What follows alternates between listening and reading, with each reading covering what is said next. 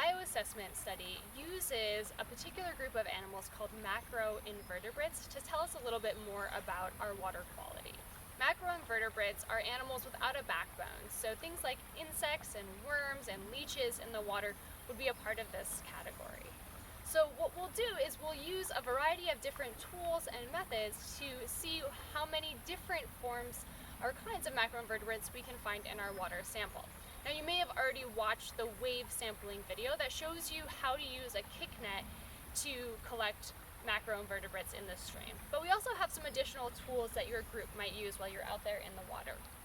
For example, we have these handheld nets.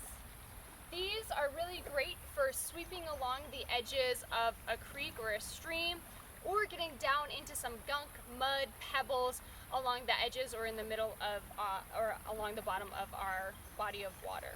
So what you'll do with this net is just sweep it back and forth in the water, maybe along some vegetation underwater, and then pick it up.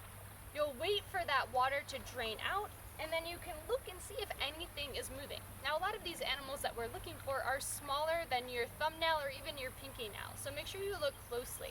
And if you're not sure, you can still pick it out. Now, while you're transporting your macroinvertebrates back to shore, you can use a container, like a Cool Whip container, to put your animals in. Make sure that your transportation container has water in it because these animals need water to survive.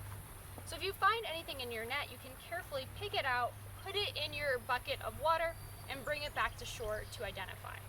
If you have anything remaining in your net, please make sure you go back to the water and dump it out in the body of water, just in case there's animals in there that we weren't able to see or catch.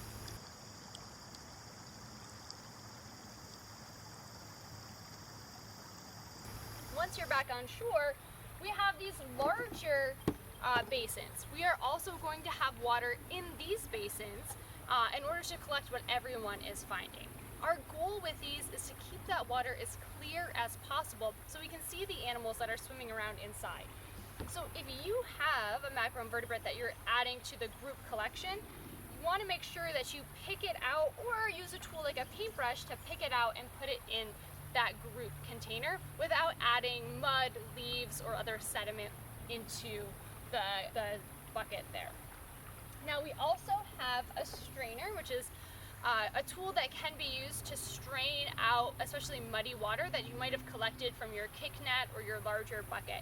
So you can use a strainer and dump materials. Once you're done looking through it, dump the materials through here over the water body, and then see if you missed anything, if anything's crawling around in the strainer once the water goes through. Now when you're trying to identify these creatures, just like in the wave method, you'd want to go through and try to put them into those different containers on an ice cube tray. But if you want to take a closer look, you can also use our viewers.